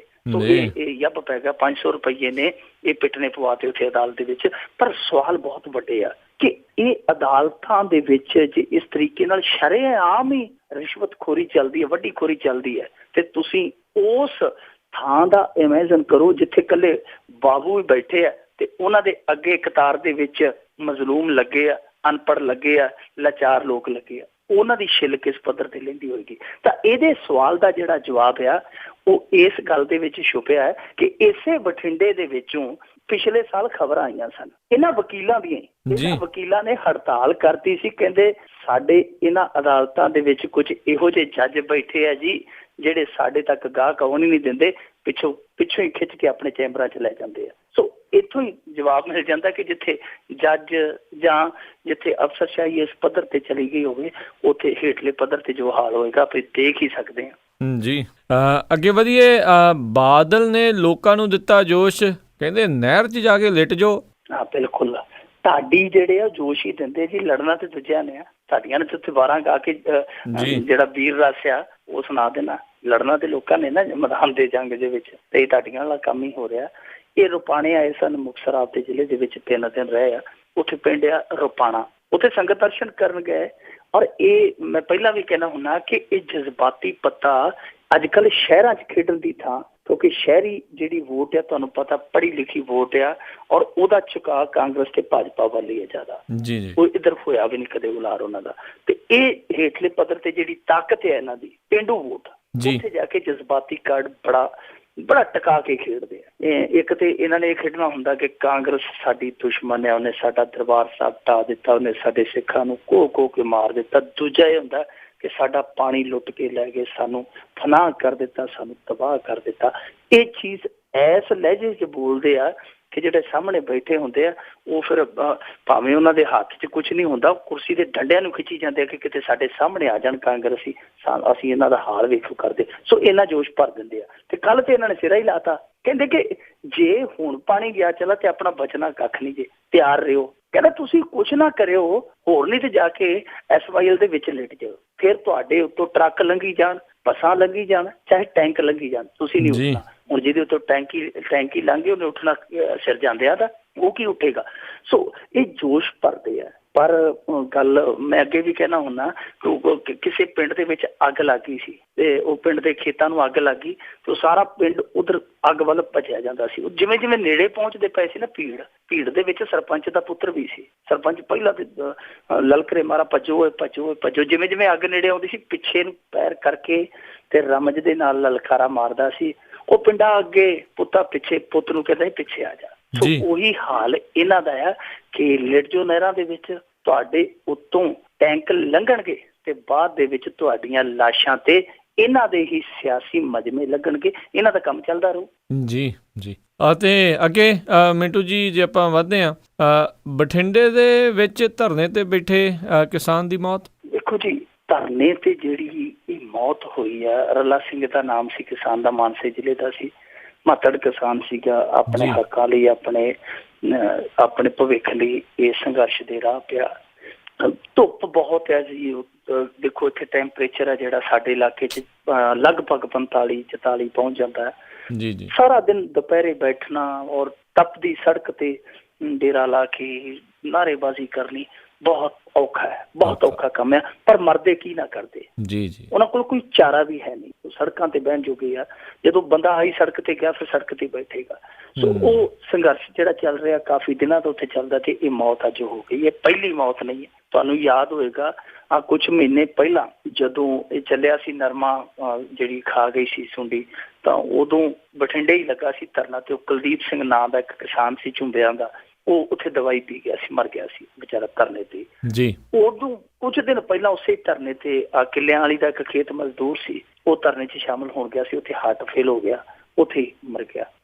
ਇਹ ਤੀਜੀ ਬਠਿੰਡੇ ਦੇ ਵਿੱਚ ਹੀ ਤੀਜੀ ਮੌਤ ਹੈ ਕਿਸਾਨਾਂ ਦੀ। ਔਰ ਕਮਾਲ ਦੀ ਗੱਲ ਤੇ ਇਹ ਹੈ ਕਿ ਇਹ ਕਿਸਾਨ ਹੈ ਜਿਹੜੇ ਧਰਨੇ ਦੇ ਵਿੱਚ ਵੀ ਸੁਰੱਖਿਅਤ ਨਹੀਂ ਹੈ। ਆਪਾਂ ਪਿੱਛੇ ਜੇ ਵੇਖਿਆ ਸੀ ਜੀ ਇੱਕ ਝੋਟਾ ਵੜਿਆ ਕਿਸਾਨਾਂ ਦੇ ਵਿੱਚ 50-60 ਉਹਨੇ ਕਿਸਾਨ ਜਿਹੜੇ ਜ਼ਖਮੀ ਕਰ ਦਿੱਤੇ। ਬਿਲਕੁਲ ਇਹ ਸਾਰੇ ਹੈਰਾਨ ਸਨ ਕਿ ਝੋਟਾ ਕਿੱਧਰੋਂ ਆ ਗਿਆ। ਉਸ ਝੋਟੇ ਨੇ ਸਾਰੇ ਜਿਹੜਾ ਠੱਠਾ ਸੀਗਾ ਉਹਨੇ ਸਾਰੇ ਉੱਥੇ ਹਫੜਾ ਦਫੜੀ ਮਚਾ ਦਿੱਤੀ। 50-60 ਕਿਸਾਨ ਉਦੋਂ ਜ਼ਖਮੀ ਹੋਏ ਸਨ।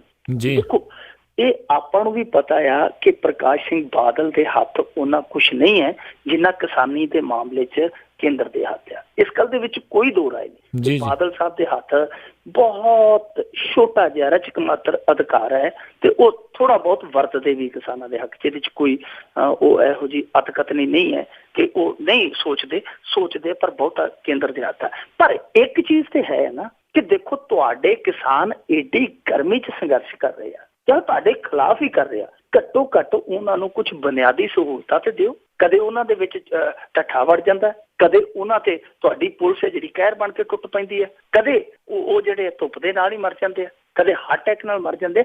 ਘੱਟੋ ਘੱਟ ਤੁਸੀਂ ਠੀਕ ਆ ਤੁਹਾਡਾ ਟਕਰਾਅ ਹੈ ਉਹਨਾਂ ਦੇ ਨਾਲ, ਉਹ ਸੰਘਰਸ਼ੀਲ ਹੈ, ਤੁਸੀਂ ਸਰਕਾਰ ਦਾ ਹਿੱਸਾ ਹੋ, ਠੀਕ ਆ, ਦੋ ਜਮਾਤਾਂ ਦਾ ਟਕਰਾਓ ਹੈ, ਪਰ ਘੱਟੋ ਘੱਟ ਇਨਸਾਨੀ ਫਰਜ਼ ਤਾਂ ਨਿਭਾਓ। ਉਹਨਾਂ ਲਈ ਕੋਈ ਛਾਂ ਦਾ ਪਾਣੀ ਦਾ ਪ੍ਰਬੰਧ ਤੇ ਕਰ ਦਿਓ ਕਿ ਭਾਈ ਬੈਠੇ ਰਹੋ, ਕੋਈ ਗੱਲ ਨਹੀਂ, ਤੁਸੀਂ ਸੰਘਰਸ਼ ਕਰੋ। ਜਦੋਂ ਤੁਹਾਡੇ ਹੱਕ ਮਿਲ ਕੇ ਜਦੋਂ ਸਾਡੀ ਪਹੁੰਚ ਹੋਈ ਅਸੀਂ ਤੁਹਾਨੂੰ ਦੇ ਦਿਆਂਗੇ, ਜਦੋਂ ਤੁਹਾਡੀ ਸੰਤੁਸ਼ਟੀ ਹੋਈ ਤੁਸੀਂ ਉੱਠ ਪਾਓਗੇ। ਘੱਟੋ ਘੱਟ ਜਾਣਾ ਤੇ ਨਾ ਜਾਣਾ ਇਸ ਤਰ੍ਹਾਂ। ਜੀ ਜੀ ਬਿਲਕੁਲ। ਤੇ ਆਪਾਂ ਜੇ ਅੱਗੇ ਗੱਲ ਕਰੀਏ ਵੀ ਦਰਬਾਰ ਸਾਹਿਬ ਦੇ ਵਿੱਚ ਚੁੱਕਿਆ ਜਵਾਕ ਮੁੜ ਮਾਪਿਆਂ ਨੂੰ ਮਿਲਿਆ, ਇਹ ਚੰਗੀ ਖਬਰ ਹੈ ਜੀ। ਜੀ ਮੈਨੂੰ ਯਾਦ ਹੈ ਇੱਕ ਫਿਲਮ ਦੇ ਵਿੱਚ ਨਾ, ਪਹਿਲਾਂ ਫਿਲਮਾਂ ਬੜੀਆਂ ਵੇਖਦੇ ਹੁੰਦੇ ਸੀ ਅਸੀਂ ਛੋਟੇ ਹੁੰਦੇ। ਜੀ ਇੱਕ ਫਿਲਮ ਦੇ ਵਿੱਚ ਨਾ ਉਹ ਅਮਰੀਸ਼ ਪੁਰੀ ਹੁੰਦਾ ਤੇ ਨੈਗੇਟਿਵ ਰੋਲ ਦੇ ਵਿੱਚ ਉਹਦਾ ਸਾਰਾ ਸਾਮਰਾਜ ਹੈ ਜਿਹੜਾ ਉਹ ਹੀਰੋ ਫਿਰ ਤਬਾਹ ਤਹਿਸ ਨਹਿਸ ਕਰ ਦਿੰਦਾ ਤੇ ਬੜਾ ਦੁਖੀ ਹੁੰਦਾ ਤੇ ਭੱਜਿਆ ਉਹਦਾ ਇੱਕ ਪਿਆਦਾ ਜਿਹਾ ਆਉਂਦਾ, ਕਹਿੰਦਾ ਜੀ ਸਭ ਦੋ ਖਬरें ਹੈ, ਇੱਕ ਜਿਹੜੀ ਹੈ ਚੰਗੀ ਹੈ ਇੱਕ ਬੁਰੀ ਹੈ, ਇੱਕ ਅੱਛੀ ਹੈ ਇੱਕ ਬੁਰੀ ਹੈ। ਤੇ ਉਹ ਕਹਿੰਦਾ ਯਾਰ ਪਹਿਲਾਂ ਚੰਗੀ ਸੁਣਾ ਦੇ, ਬੁਰੀਆਂ ਸੁਣ ਕੇ ਤੇ ਜਿਹੜਾ ਬੁਰਾ ਹਾਲ ਹੋਇਆ ਪਿਆ। ਉਹ ਉਸ ਤਰੀਕੇ ਨਾਲ ਕਿ ਬੁਰੀਆਂ ਖਬਰਾਂ ਸੁਣਦਿਆਂ ਸਾਡੇ ਕੰਨ ਪੱਕ ਜਾਂਦੇ, ਸਾਡੀ ਸੋਚ ਹੈ ਜਿਹੜੀ ਅੱਕ ਜਾਂਦੀ ਹੈ। ਤਾਂ ਇਹ ਇੱਕ ਚੰਗੀ ਖਬਰ ਆ, ਇੱਕ ਮਾਂ ਨੂੰ ਉਹਦਾ ਲਖਤੇ ਜ਼ਿਕਰ ਆ ਜਿਹੜਾ ਮੁੜ ਮਿਲ ਗਿਆ, ਵਿਛੜ ਕੇ ਫਿਰ ਦੁਬਾਰਾ ਜਿਹੜੇ ਮਿਲਾਪ ਹੋਣਾ ਤੇ ਮੇਰੇ ਖਿਆਲ ਦੇ ਨਾਲ ਰੂਹਾਂ ਦੀ ਜਿਹੜੀ ਕਦਰਦਾਨੀ ਬਹੁਤ ਜ਼ਿਆਦਾ ਵੱਧ ਜਾਂਦੀ ਹੈ। ਇਹ ਕੱਲ ਬੱਚਾ ਚੁੱਕਿਆ ਗਿਆ ਸੀਗਾ, ਸਾਰਿਆਂ ਨੂੰ ਪਤਾ, ਸੋਸ਼ਲ ਮੀਡੀਆ ਤੇ ਫੋਟੋਜ਼ ਜਿਹੜੀ ਆ ਵਾਇਰਲ ਹੋਈ, ਇੱਕ ਬੀਬੀ ਇਹਨੂੰ ਲੈ ਗਈ, ਪਰ ਅੱਜ ਨਾਟਕੀ ਢੰਗ ਦੇ ਨਾਲ ਇਹ ਬੱਚਾ ਮਿਲਿਆ। ਉਹਦਾ ਪਤੀ, ਜਿਹੜੀ ਔਰਤ ਚੁੱਕ ਕੇ ਲੈ ਕੇ ਗਈ ਸੀ, ਉਹਦਾ ਪਤੀ ਵਾਪਸ ਲੈ ਆ। ਉਹ ਤੇ ਕਹਿੰਦਾ ਕਿ ਜੀ ਮੈਂ ਜਦੋਂ ਇਹਨੇ ਦੱਸਿਆ ਮੈਂ ਉਸ ਮਨੁੱਖੀ ਆਧਾਰ ਤੇ ਇਹਨੂੰ ਲੈ ਆਇਆ। ਪਰ ਕੁਝ ਲੋਕਾਂ ਦਾ ਕਹਿਣਾ ਕਿ ਜੋ ਸੋਸ਼ਲ ਮੀਡੀਆ ਦਾ ਇੱਕ ਦਬਾਅ ਬਣਿਆ, ਉਹ ਫੋਟੋ ਵਾਇਰਲ ਹੋਈ, ਉਸ ਦਬਾਅ ਦਾ ਹੀ ਸਿੱਟਾ ਕਿ ਉਹ ਔਰਤ ਦਾ ਪਤੀ ਹੈ ਜਿਹੜਾ ਦਿੱਲੀ ਤੋਂ ਉਸ ਬੱਚੇ ਨੂੰ ਵਾਪਸ ਲੈ। ਚਲੋ ਕੁਛ ਵੀ ਹੈ, ਉਸ ਮਾਂ ਨੂੰ ਉਹਦਾ ਪੁੱਤ ਮਿਲ ਗਿਆ। ਉੱਥੇ ਕੱਲ ਵੀ ਦਵਾਈ ਪਾਈ ਜਾਂਦੀ ਸੀ, ਉਹ ਕਹਿੰਦੀ ਸੀ ਭੈਣ ਮੇਰੀਏ ਬੱਚਾ ਦੇ ਜਾ, ਤੈਨੂੰ ਫਿੱਟੇ ਮੂੰਹ ਨਹੀਂ ਆਉਂਦੀ, ਮੇਰਾ ਜਵਾਕ ਛੱਡ ਜਾ। ਹੁਣ ਦੂਜੀ ਗੱਲ ਇੱਕ ਇਹ ਨਿਕਲ ਕੇ ਆਈ ਹੈ ਇਸ ਸਾਰੇ ਘਟਨਾਕ੍ਰਮ ਦੇ ਵਿੱਚ ਕਿ ਉਹ ਔਰਤ ਹੈ ਜਿਹੜੀ, ਉਹ ਬੀਬੀ ਜਿਹੜੀ ਚੋਰ ਸੀਗੀ, ਬੱਚੇ ਨੂੰ ਚੁੱਕ ਕੇ ਲੈ ਕੇ ਗਈ ਹੈ, ਉਹ 3 ਘੰਟੇ ਉੱਥੇ ਰਹੀ ਹੈ ਕੰਪਲੈਕਸ ਦੇ ਵਿੱਚ, ਪਰਿਕਰਮਾ ਦੇ ਵਿੱਚ 3 ਘੰਟੇ। ਬੱਚਾ ਗਵਾਚਣ ਤੋਂ ਬਾਅਦ ਇਹ ਆਪਣੇ ਪਿਤਾ ਨਾਲੋਂ ਵਿਛੜ ਗਿਆ ਸੀ ਲੰਗਰ ਚੋਂ ਤੇ ਉਸ ਬੀਬੀ ਦੇ ਟੇਟੇ ਚੜ ਗਿਆ। 3 ਘੰਟੇ ਉਹ ਬੱਚਾ ਤੇ ਬੀਬੀ ਉੱਥੇ ਰਹੇ ਨੇ ਪਰਿਕਰਮਾ ਦੇ ਵਿੱਚ। ਇਹ 3 ਘੰਟੇ ਸਮਾਂ ਬਹੁਤ ਜ਼ਿਆਦਾ ਹੁੰਦਾ। ਕਈ ਸਵਾਲ ਹੈ ਕਿ ਬੱਚਾ ਰੋਇਆ ਕਿਉਂ ਨਹੀਂ, ਬੱਚੇ ਨੇ ਵਿਰੋਧ ਕਿਉਂ ਨਹੀਂ ਕੀਤਾ, ਔਰ ਫੁਟੇਜ ਦੇ ਵਿੱਚ ਉਸੇ ਤਰ੍ਹਾਂ ਹੀ ਉਹਨਾਂ ਦੇ ਜੋੜੇ ਆ ਕਿ ਉਹ ਪਰਿਕਰਮਾ ਦੇ ਵਿੱਚ ਵੀ ਜੋੜਿਆਂ ਦੇ ਨਾਲ ਹੀ ਲੰਘ ਗਈ, ਕਿਸੇ ਨੇ ਵੇਖਿਆ ਹੀ ਨਹੀਂ। ਇਹ ਕਈ ਸਵਾਲ ਆ। ਹੁਣ ਸਵਾਲ ਸਭ ਤੋਂ ਮਹੱਤਵਪੂਰਨ ਇਹ ਹੈ ਕਿ ਲੋਕਾਂ ਨੂੰ ਜਿੱਥੇ ਥੋੜਾ ਜਿਹਾ ਆਪ ਜ਼ਿੰਮੇਵਾਰ ਹੋਣਾ ਚਾਹੀਦਾ ਸੀ, ਸਾਰੀ ਸੁੱਟ ਜਿਹੜੀ ਕਮੇਟੀ ਵਾਲਿਆਂ ਤੇ ਨਹੀਂ ਸੁੱਟ ਸਕਦੇ, ਕਿਉਂਕਿ ਇਹ ਵੀ ਲਾਪਰਵਾਹੀ ਦਾ ਹਿੱਸਾ ਹੈ। ਉਹਦਾ ਪਿਤਾ ਸੀਗਾ ਜਿਹੜਾ ਬੱਚੇ ਦਾ ਅੰਗਹੀਣ ਸੀ ਤੇ ਲੰਗਰ ਦੇ ਵਿੱਚ ਉਹ ਚਲਾ ਗਏ, ਦੋਨੇ ਪਿਓ ਪੁੱਤ ਰੋਟੀ ਖਾਣ ਲੰਗਰ ਛਕਣ ਚਲੇ ਗਏ ਤੇ ਉੱਥੇ ਉਹ ਭਾਂਡੇ ਭੁੰਡੇ ਫੜਨ ਲੱਗ ਪਿਆ ਉਹਦਾ ਪਿਤਾ ਤੇ ਬੱਚਾ ਉੱਥੋਂ ਕਿਤੇ ਵਿਛੜ ਗਿਆ। ਤਾਂ ਇਹ ਸਾਰਾ ਕੁਝ ਵਾਪਰਿਆ। ਸੋ ਇਹ ਲੋਕਾਂ ਨੂੰ ਵੀ ਥੋੜੀ ਜ਼ਿੰਮੇਵਾਰੀ ਸਮਝਣੀ ਚਾਹੀਦੀ, ਔਰ ਸਭ ਤੋਂ ਜ਼ਿਆਦਾ ਕਿ SGPC ਨੂੰ ਇਹ ਜ਼ਰੂਰ ਕਰਨਾ ਚਾਹੀਦਾ ਕਿ ਇਹਨਾਂ ਮਾਮਲਿਆਂ ਦੇ ਵਿੱਚ ਕੋਈ ਐਸੀ ਵਿਵਸਥਾ ਹੋਵੇ ਕਿ ਜੇ ਇਹੋ ਜਿਹਾ ਕੁਝ ਵਾਪਰ ਜਾਂਦਾ, ਪਹਿਲੀ ਗੱਲ ਤਾਂ ਵਾਪਰੇ ਨਾ, ਜੇ ਵਾਪਰ ਜਾਂਦਾ ਤੇ ਉਹਦੇ ਤੇ ਤੁਰੰਤ ਐਸਾ ਐਕਸ਼ਨ ਹੋਵੇ ਕਿ ਕੋਈ ਬੰਦਾ ਜਿਹੜਾ ਬਾਹਰ ਨਾ ਜਾ ਪਾਵੇ। ਜੀ ਮਿੰਟੂ ਜੀ, ਬਹੁਤ ਬਹੁਤ ਤੁਹਾਡਾ ਧੰਨਵਾਦ ਕਰਦੇ ਹਾਂ, ਤੁਸੀਂ ਇਹਨਾਂ ਖਬਰਾਂ ਦੇ ਬਾਰੇ ਸਾਨੂੰ ਵਿਸਤਾਰ ਦੇ ਵਿੱਚ ਜਾਣਕਾਰੀਆਂ ਦਿੱਤੀਆਂ। ਅਗਲੇ ਬੁਲਟਨ ਤੱਕ ਲਈ ਤੁਹਾਡਾ ਬਹੁਤ ਬਹੁਤ ਧੰਨਵਾਦ, ਮਿਹਰਬਾਨੀ, ਸਤਿ ਸ਼੍ਰੀ ਅਕਾਲ ਜੀ। ਤੇ ਸੋਤਿਓ ਇੱਥੇ ਹੀ ਸਾਡਾ ਅੱਜ ਦਾ ਇਹ ਪ੍ਰੋਗਰਾਮ ਖਬਰ ਤੇ ਨਜ਼ਰ ਉਹ ਵੀ ਹੁਣ ਸਮਾਪਤ ਹੁੰਦਾ ਹੈ। ਹੁਣ ਮੈਨੂੰ ਰਾਜ ਕਰਨਵੀਰ ਸਿੰਘ ਨੂੰ ਵੀ ਇਜਾਜ਼ਤ ਦਿਓ। ਮੇਰੇ ਵੱਲੋਂ ਵੀ ਆਪ ਸਭ ਨੂੰ ਬਹੁਤ ਪਿਆਰ ਸਤਿਕਾਰ ਸਹਿਤ ਦੋਨੋਂ ਹੱਥ ਜੋੜ ਕੇ ਨਿੱਘੀ ਜਿਹੀ ਸਤਿ ਸ੍ਰੀ ਅਕਾਲ। ਜਿਉਂਦੇ ਵਸਦੇ ਰਹੋ, ਹੱਸਦੇ ਖੇਲਦੇ ਰਹੋ ਤੇ ਸੁਣਦੇ ਰਹੋ ਪੰਜਾਬੀ ਰੇਡੀਓ USA।